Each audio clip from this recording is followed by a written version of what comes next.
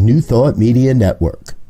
We are a global broadcast network of positive music, media, and entertainment, inspiring humanity's evolution along the journey of enlightenment and creating a world of love, peace, empowerment, and prosperity for all. New Thought Media Network. Positively inspiring.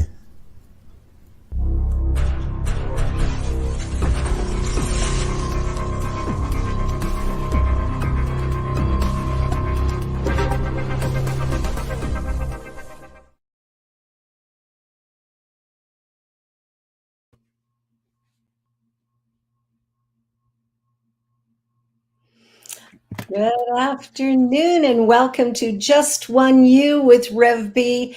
And I am so delighted to have you with us today.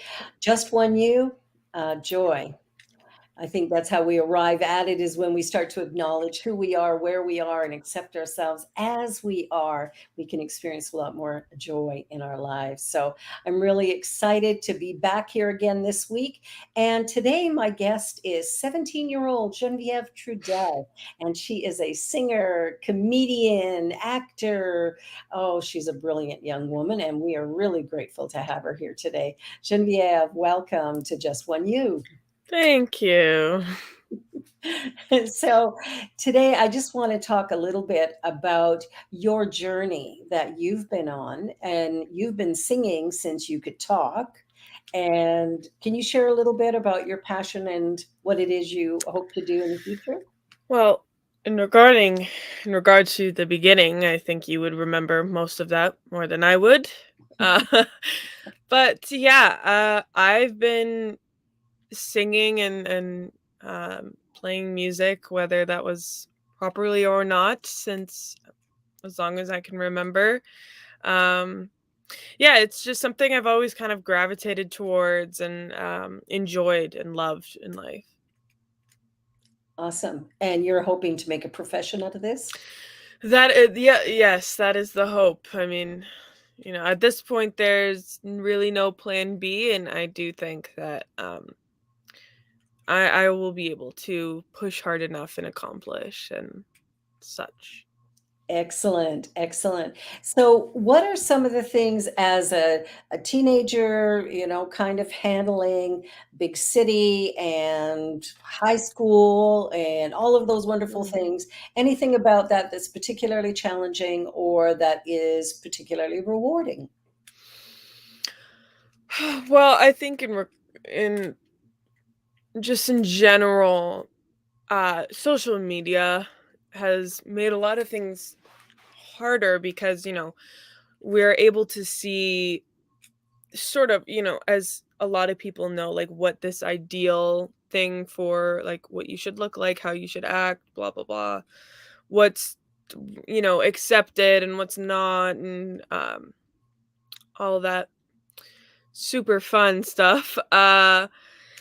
It's a challenge, especially sort of anyone can see, anyone can um know you and have their own opinion and judge you, which I find is stressful.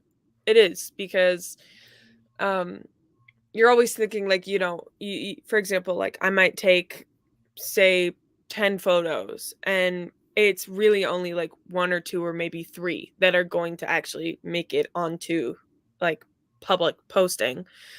And even then it's like watching, well, like who liked my post, how many likes does it have, what are the comments like, what are people thinking, why do these ones have more likes and these ones don't, what did I do wrong, what did I change, that kind of thing. And also just like the type of things that you can see on social media where it's like things that are like horrible things, right? Like cuz like I said, anyone can post anything pretty much. And so, you will come across some things that are like disturbing or that something you might not agree with, etc. Um with high school, like you've said this to me before, which was like when you were my age, when you left school, the drama was over. Like what wasn't necessarily over, but it wouldn't continue when you were home because, it's not like you could text each other, and like you wouldn't really sacrifice the call for that type of thing.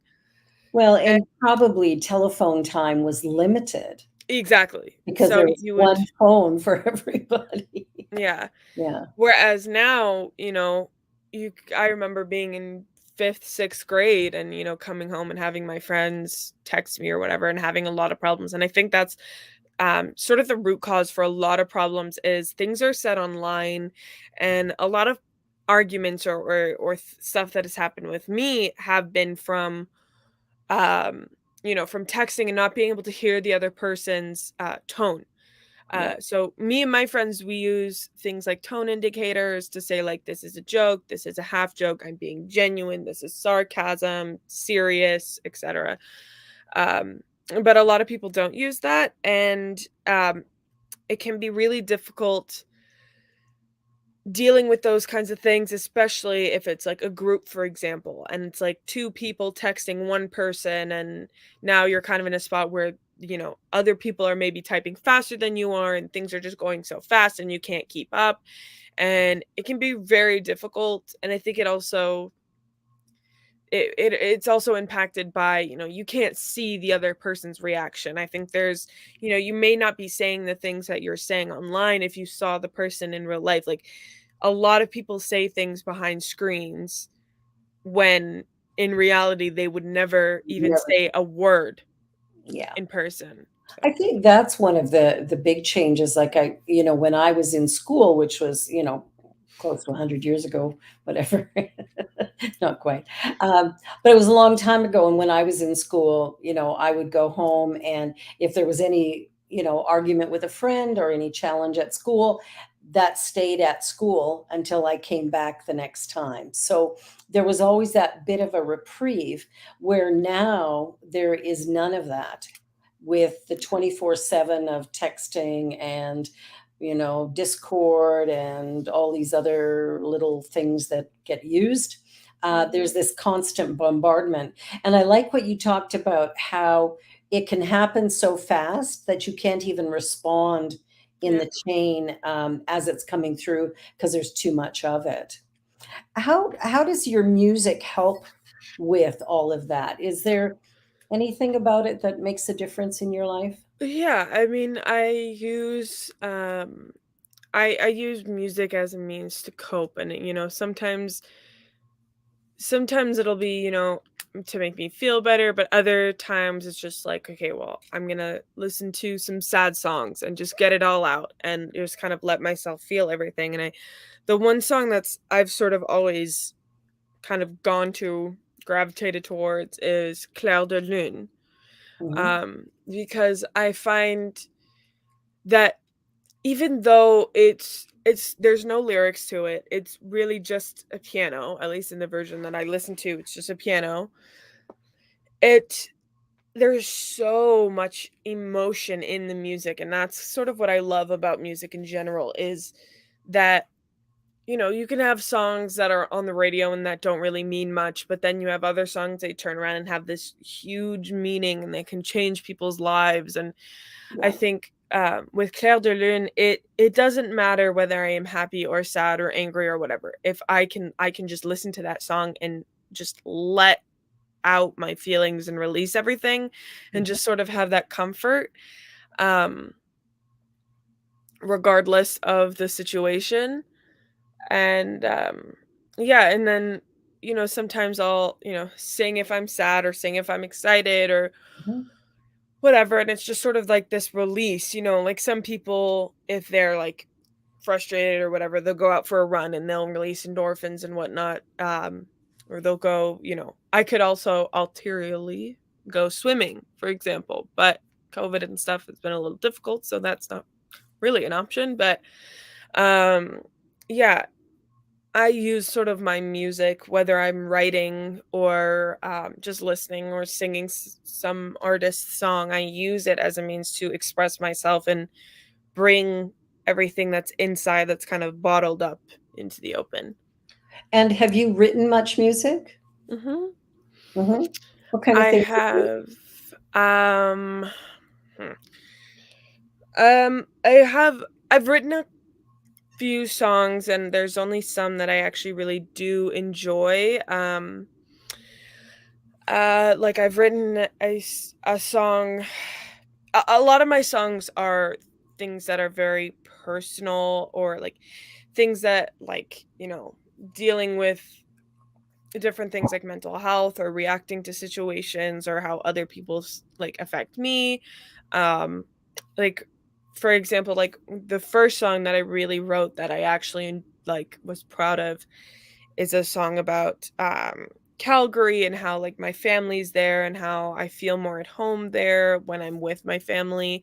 Whereas I have another song that I wrote around this time last year, actually a month or two ago last year, um that was about like the relationship that I was in, that it wasn't an entirely healthy relationship, and it was sort of surrounding that and how I feel about that and my frustrations around that situation in general. Yeah. Oh, awesome. Well, we do have a video of a song that you did at a recital about a month or so ago. And so we're going to share that now, and then we'll talk a little bit more about where you're going to take all of this. And now, Genevieve Trudel.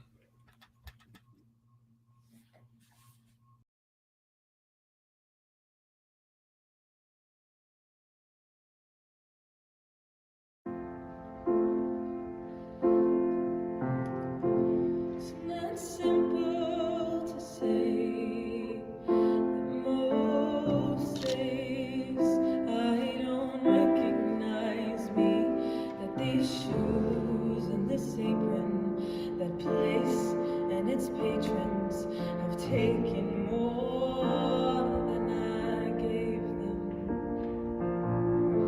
It's not easy to know I'm not anything like I used to be. Although it's true I was never attention sweet center, I still remember that girl. She's imperfect,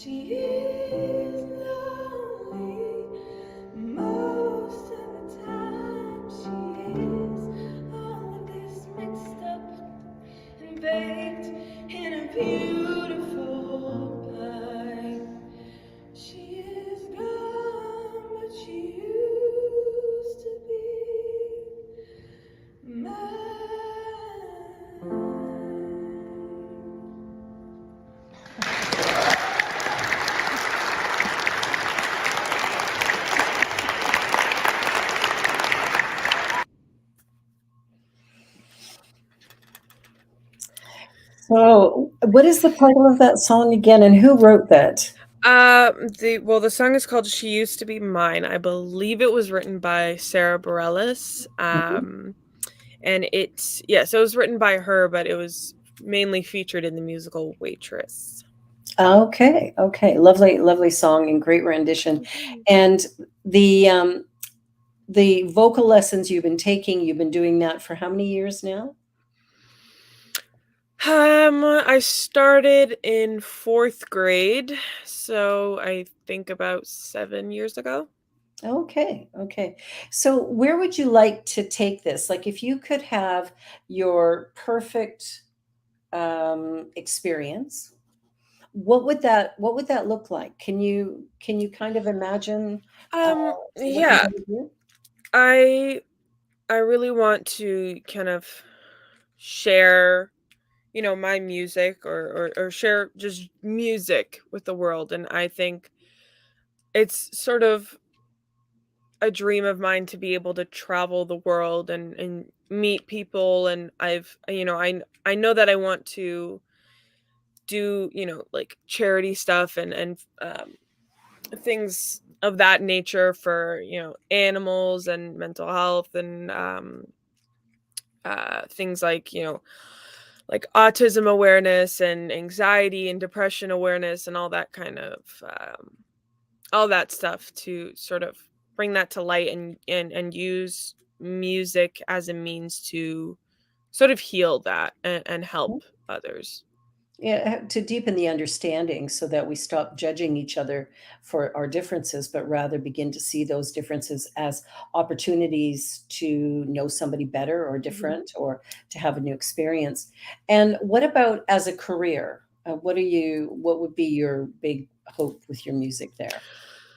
Um, just to, like I said, travel the world and share my music and have, albums and releases and songs and, win awards and all that all that jazz. All that jazz. I think that one's been done. It has. I'll figure something out. Now, what about musical theater? I know you've done a few Yeah. performances. Yeah, musical theater is really one of my big passions. I think it's really underrated. I think a lot of people have this idea of, well, it's very sort of like High School Musical, or things like that, which are all like super, breaking out into song, into random little things, when you can turn around and you have musicals like Hamilton, for example, which is not everyone's cup of tea, but it's I believe it's somewhere around 2 hours, and the whole thing maybe has a handful of scenes that are just dialogue, and and they're not long. It's The musical is entirely music, and it ranges from, like super fast raps to slow songs and ballads and huge belting songs, um and it's about Hamilton is about the most peculiar thing. It's about Alexander Hamilton, you know. And then you also have musicals um like Heathers or Hairspray or Mamma Mia, where it is that kind of, like dancing and, breaking out into song, and Yeah. I can deal with like harder subjects um and such. And I think it is really such an art form, because it's not just it's not just singing, and it's not just dancing, and it's not just acting, it's all of them together. And I'll think about, like, I'm watching musicals, or watching different, like, like a concert, for example, and going like, "Man, how do these people memorize all of this?" And then realizing, "Wait, I've memorized things like this before." Like, it's weird to think that, like, when I was doing musical theater, we would have 3-hour rehearsals every Sunday, except for, like, holidays or such. But we would be there for 3 hours, and we would work on choreography, we would work on our lines, we would work on the music, and over, I think it was from around, like, September-ish to usually about late February, and we'd usually do the shows in March. But it's weird that, like, sort of all of this just kind of becomes muscle memory, and you just kind of know your lines and you know what's coming next and all this, and it's weird. It's like not just like, studying for a test or like memorizing things where you just have to go over it over and over and over and over again. Mhm. Whereas this kind of like builds and it brings joy, and it's nice to practice and that stuff. So yeah, I really would. I think it would be, I'd love to do a Broadway show one day, but whatever the future And brings. and what else? Mm, Well, it's interesting, when you've got sort of your whole life ahead of you, and there's the possibility of creating anything mhm. actually that you would like to create. So it's fun to watch. It's been fun to watch you grow as a musician. Now you also play guitar and a little bit of piano. Mm. Yeah, I can sort of play guitar and I can sort of play piano. It's, Yeah, I know the notes, and I'm not a great guitar player. I can just really strum and play a set of easy chords, but yeah. I'm learning. You're learning. And the songs that you've written, you mentioned that you had written songs that deals with, mental illness and some of the challenges facing people today. What are some of those songs? Like, can you share something about one or two of those songs that to give us some Yeah. idea? So one of my songs that I kind of fell in love with, I mentioned it earlier. It's a song called Never Know Nothing. Mhm. And I just kind of I loved the ring to that, kind of thing, because it well, you think about it and you're like, well, it would be never knowing nothing would, you think about it and you think, oh, well, you don't know anything. But then you actually analyze it and you're like, never know nothing means you know. But that song specifically was kind of written in a time where I was struggling because the person I was with was struggling a lot, and I find that it's okay to depend on other people, but to a certain extent, because once it gets to a certain point, you kind of have this feeling of being trapped, and that's what I was feeling. It was always about this other person. Meanwhile, I too was struggling. Like, it could never be just about me, even when, like, for example, in February's, I struggle a lot because both of my grandparents died in February. And during that time, I sort of kind of distanced myself normally. And the person I was with was like, oh, well, I'm like, we've kind of drifted. And I was like, yeah, I'm sorry. That's my fault, because it was. And they said, well, I'm sorry too. We're both in the relationship. And I was like, they said, well, I'm busy too. And I was like, I'm not busy. I'm struggling. It's not a matter of, Makes I'm sense. out doing things and not talking to you, whether by accident or because I just can't. It's I'm choosing to distance myself. And it was hard. Just that song is kind of like this feeling of not knowing. It's like not knowing why, when, how, and sort of not being seen and not understanding why someone else like can't see or can't see what's wrong when you're right in front of them, kind of thing. Right. And I think that's often the case in any type of relationship, is that it's really easy to get kind of caught up in our own stuff, and to see from the other person's perspective can be a bit of a challenge for sure. Mhm. So what other songs have you written along those lines that might be helpful to young people today? Well, even us old Um, timers too. I have another song. Well, I have one song that my most recent one I wrote, and it was just it's about sort of like the beginning of the song was written when I was in a certain situation with a person who made me quite happy, but it was sort of like a struggle of, well, why can't you allow me to love you kind of thing. And I kind of stopped writing it because I sort of had like a block. And I don't know, I'll say a couple of weeks went by and sort of that situation with that person kind of passed. And I realized, well, why was I worrying about you the whole time? And the chorus goes something along the lines of like, I promise I won't hurt you, something, something.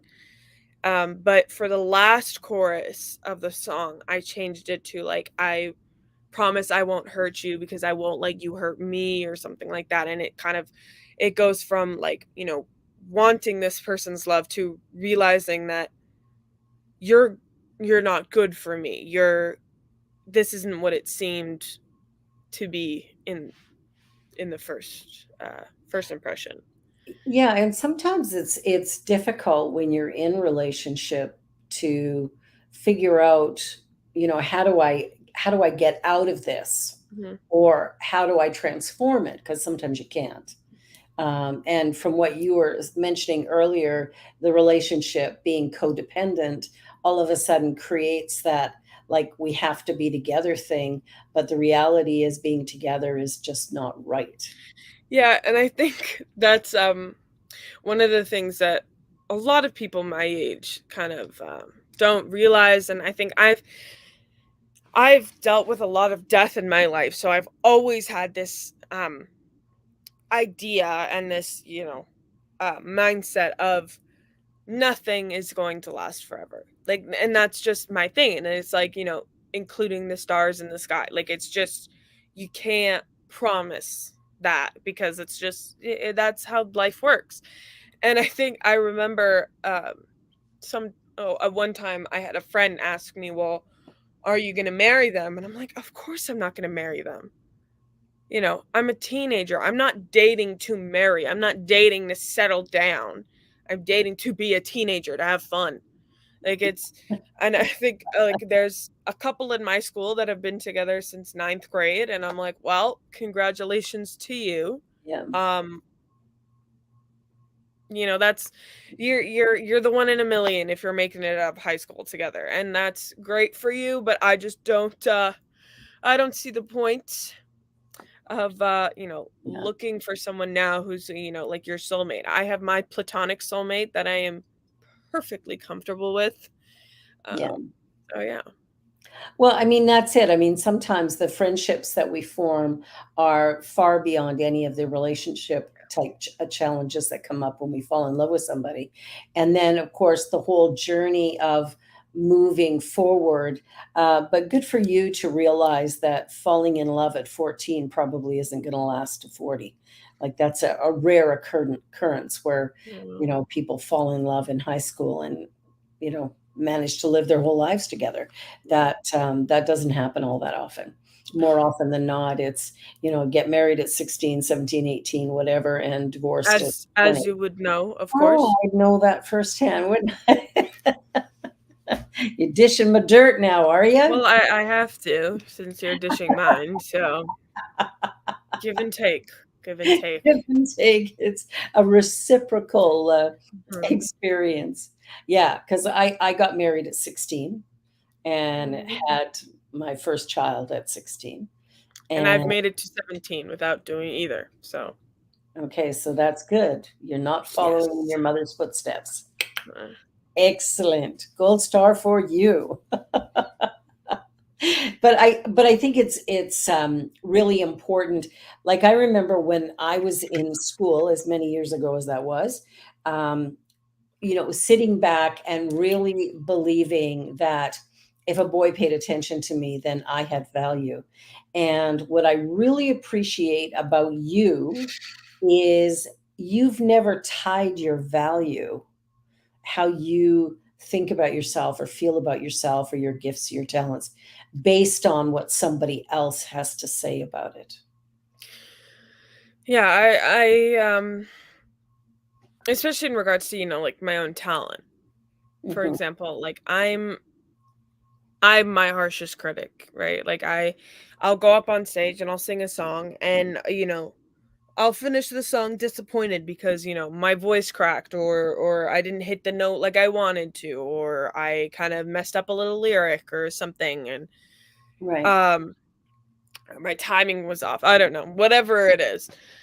I'll get off stage and I'll have people like, that was excellent, that was amazing, that was, like compliments and compliments. And I'm not a person, and this is something I've always believed, is I've never understood people who, like, especially in middle school, I remember, someone, like a friend, would get called pretty.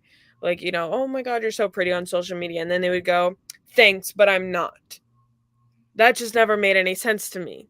Like, that not only are you disrespecting yourself, like, but why are you the person took their time to compliment you, and you're just basically entirely disregarding them. But I'll always, take the compliments. I'll say thank you, all that, but there's still going to be that doubt that I could have done better. I could have done this. I could have done that. Here's what I need to do for next time. And that's something I've sort of always struggled with, because I do have, stage fright, or that kind of thing, but it's not of, I don't want to, it's not like I have a fear of speaking in front of people or performing in front of people. It's, I have the fear of messing up. And, I think things that I would call huge mistakes people wouldn't even notice it. Didn't notice it at all. Yeah. So that's sort of been a struggle with. It's just, I don't hold myself up to other people's standards, but I hold myself up to my standards, and those happen to be extremely high. So, yeah. But can you be gentle with yourself when that happens and say, oh, well, okay, so next time I'll pay attention to this or that? Or do you kind of beat yourself up about it? I would say it depends on the situation. Say like I have a voice crack or something, and it's like, well, there's really nothing I can do to have prevented that. It is what it is. Or if I like mess up a lyric, then I'll say, okay, well, I'll practice better next time. But if I like, completely get thrown off or whatever, then I'll be like, okay, I'll like, yeah, I will beat myself up. And it's the same thing of like, you know, um, it's very weird that, like, getting ready in the morning and going to school, and like a lot of people like sort of don't really care, what they look like when they show up to school. But it really, like, if I ever show up to school with, like, say, no makeup on and sweatpants and like a sweater, that's kind of when whoa, she's not doing too good. Because normally I'll always be like, okay, like, that's when I just don't care. Like, I've gotten to a point of like, I don't care. I'm too tired to do my makeup. I'm too tired to care. I just don't have any anything that's sort of motivating me to actually get ready. Because yeah, I get ready, or I put makeup on to look presentable to other people, but I also do it for myself, because I like looking. I get pictures from like 2 years ago or something, when they have like clear skin and all this stuff, and I'm like, well, my skin routine hasn't changed. But I'll put on my foundation in the morning, not only to find that I look presentable in public, but also to be like, yeah, I feel I feel pretty, or I feel this. But I kind of also am able to, have just a clean face, no makeup, and also feel pretty. And I'm also able to have makeup on and not feel pretty. Right. It all depends on the situation and on the day. And yeah, Would you call yourself a confident person? I would say that I carry myself like a confident person. But I would say that internally, there are things I'm confident in. Like, I am confident in my singing. But you turn around and, you look at um like looks and appearances, and just little tiny things that I think especially affect women in, or girls growing up, especially like now on social media, as you see like all of these people and like celebrities and such. And I think it is getting a lot better. We're accepting a lot more a wider variety of people in the spotlight, but it's still like there's that bias of, well, you have to be this size and you have to look like this and you have to wear this and this and this to be accepted. And um but I always do try and carry myself, like I always just kind of, I like to carry myself and walk and hold my head up high, like I know what I'm doing. Like I that nothing can hurt me, that I've got this hard exterior and all this. And I think I do succeed in pulling that act off, because I've had people at school tell me like, "Oh, you have like this like joking arrogance and this like confidence to you." And it's very weird to, hear those things and then turn around and be like, "Well, here's how I actually am," where it's very, harsh on myself, not always confident, not always joyful, not always optimistic, but I carry myself in such a different way because I sort of, it's this wanting and this desire of, how do I want people to see me, instead of like, I want to let people see me, if that makes sense. What would what would be the difference if you just let people see you for who you are and as you are and for real and for true? To let that authentic self out completely. Well, I think,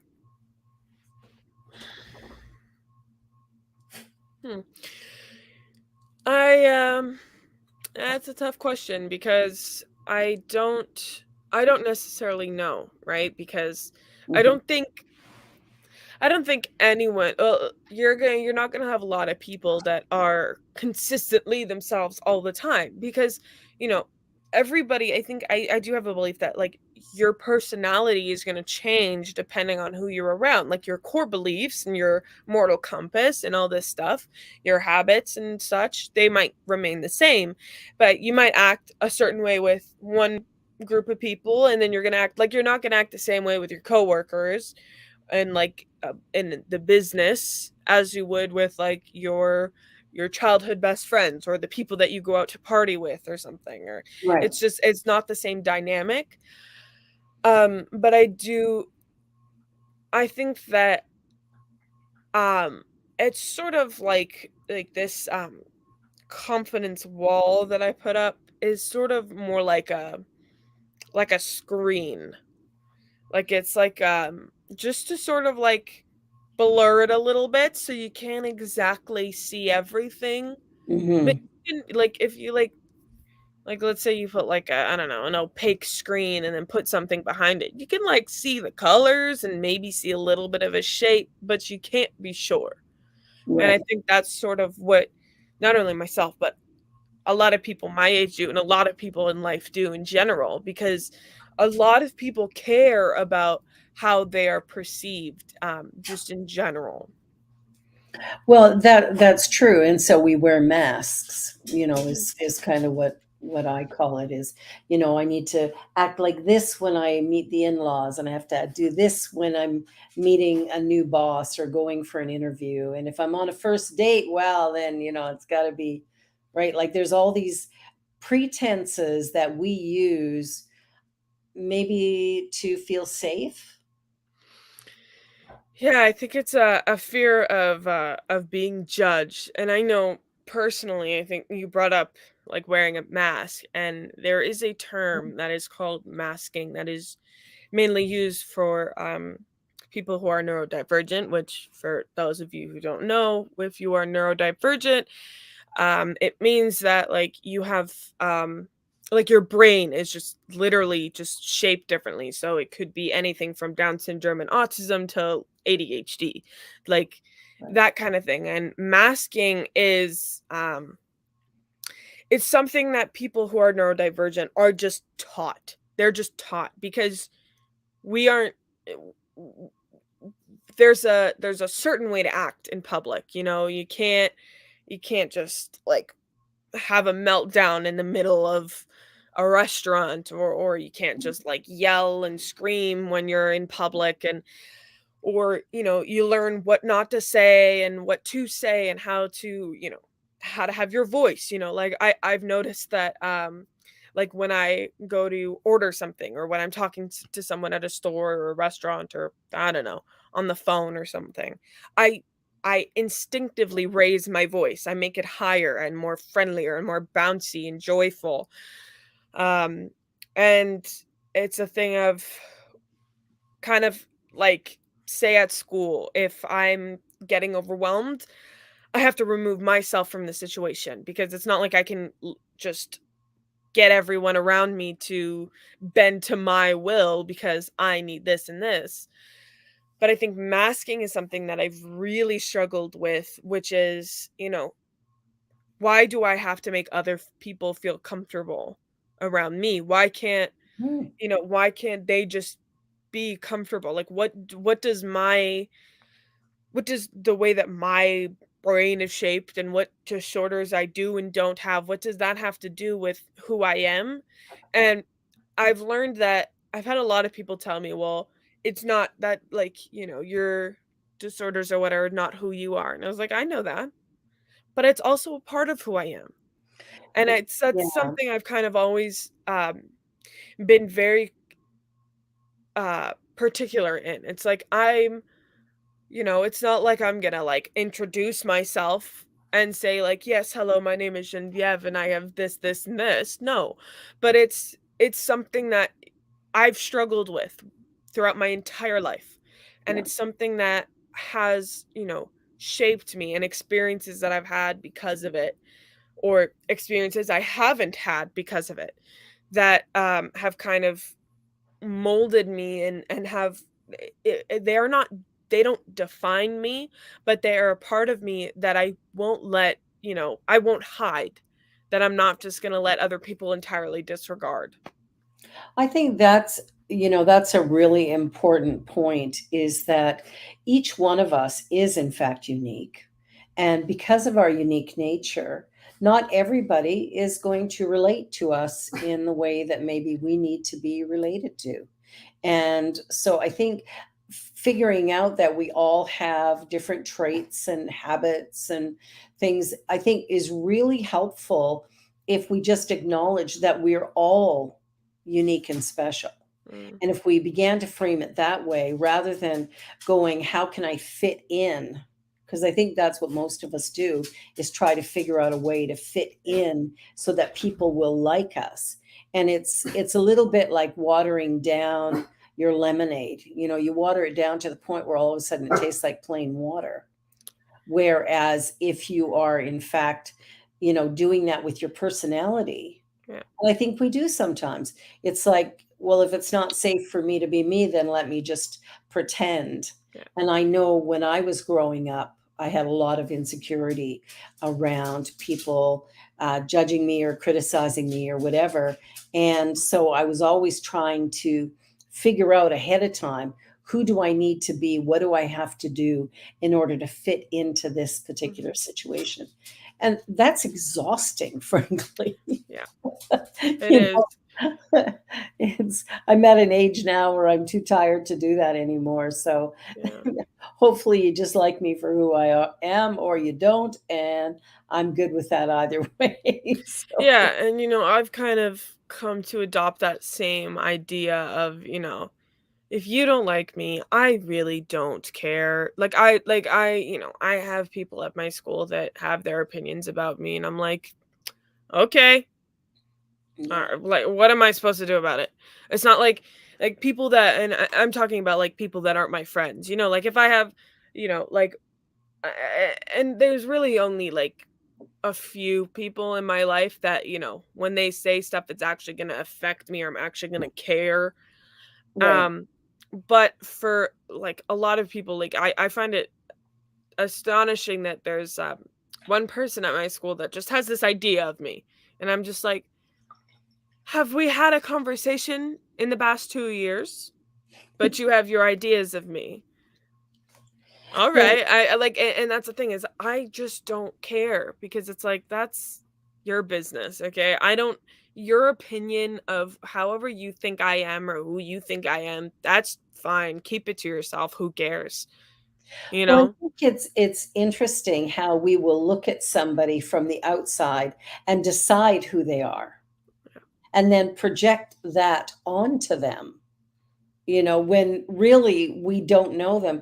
And one of the things that I've come to understand in my advanced years is that looking at what people think about me, or even what I think about other people, I'm never right. Mhm. I'm never right. It's like you get an idea, you see somebody and immediately you form an opinion, whether it's based on the way they walk or talk or the way they look. And there's an opinion that's been created that is completely unconscious. Yeah. And then until you actually have a conversation with the person, you are actually acting out of your own history, your own belief system, your own attitudes. And that has nothing to do with that person in front of you that you've just met. Mhm. Like I remember years ago, when I would look at, my youngest son and he would have, his mohawk and it'd be dyed blue. And then he had all these piercings and dressed all in black. And it's like, if he was walking down the street, there'd be some people who might cross the street to not have to go past him with, deciding, oh, here's this big guy and he's scary. Truth is he's a teddy bear. Mhm. Yeah, he's one of the Yeah. one of the sweetest kind of people ever, cares about people a lot. And, as an artist, a musician like yourself, it's like, so I look at that and I go, we're judging the book by the cover. And you can't tell much by a cover, No, you cannot. No, right? you cannot. Especially these days, when you can have purple hair or you can Yeah. get a facelift and all of this. That reminds me of, there was a, on SNL, they do those songs every week. They do, like, those parody songs of whatever. Yeah. This one must have been done during Pride Month, but there was one that was I don't like, I can't tell you what the song's called, but I just remember this one that was like, it's basically like, when did all these straight girls start dressing gay? Like, start dressing like lesbians, because it's like these, like, I think it's a lesbian and a gay man, and the gay man's like, "Okay, well, what about her?" He's like, "I tried, she's not gay." It was like, "Okay, what about her?" So I tried, she's not gay. Really? Because, like, how they dress, and, because I think there's, like, an idea of especially for people, excuse me, people of, like, LGBT, of like, well, if you're more of like a flamboyant man, then, well, he's got to be gay, or if you're like a super, like, masculine and sort of tomboy like girl, well, then she's got to be gay. But that's entirely untrue, and it's also, why why does one person have to be shoved into one category? Mhm. Why do they have to be put into that one box of, okay, well, here's what you like, here's how you dress, here's how you act, and that's your label. It's all Absolutely not. assumptions. It's all Because assumptions. Yeah. I can wake up one day and I can be like, "Oh, I wanna wear a dress," or, "And I wanna wear a skirt," and then another day I'd be like, I don't even wanna, like, let anybody see me in that type of clothing, I'm going to wear pants." And it's like, I shop in the men's section, and some men shop in the women's section, and it's like, I think, honestly, that's something that we have to just get rid of altogether of. But I And it just brings up the topic of gender, that which to is me is, I mean, it's ridiculous that we've decided that there has to be boy and girl. Like that somehow that's all that exists when we know that's not true. Mhm. And yet we have decided that we are going to sort of demand that everybody sort of fit into a certain box.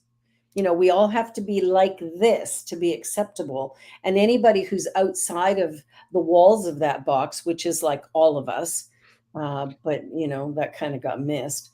But it's like we're all trying to fit into something that isn't real in the first place. And we're living our lives in confusion and in frustration because we've been told, well, boys wear blue and girls wear pink and girls play with dolls and boys have cars.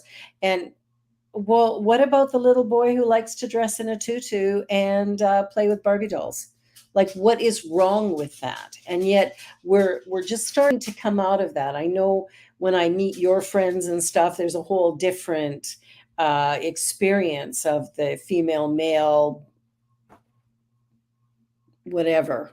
It's not as defined as when I was a kid. Yeah. And you know what? That's what I like. Like my school has gender neutral washrooms, right? Mhm. Where it's like you don't, and those bathrooms can be really useful because I think something that a lot of people don't think about is, what if you are someone who identifies as, say you are born female but you identify as a man. Then, well, if you go into the men's bathroom, well then, your people have their opinions of you.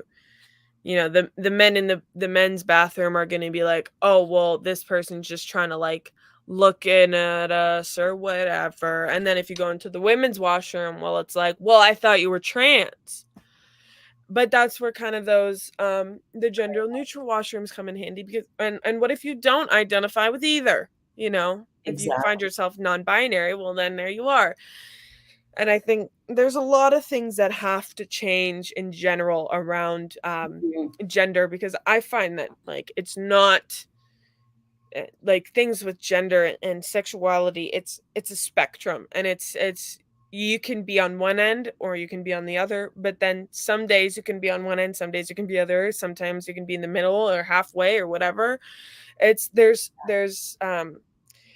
it changes, and it grows and it modifies, and depending on the day, you can wake up and want to look, you might want to dress like all in pink and like with a skirt and with a tutu and with, like super like hyper feminine things. But then other times you might want to turn around and just like wear things out like a boy would normally wear or whatever.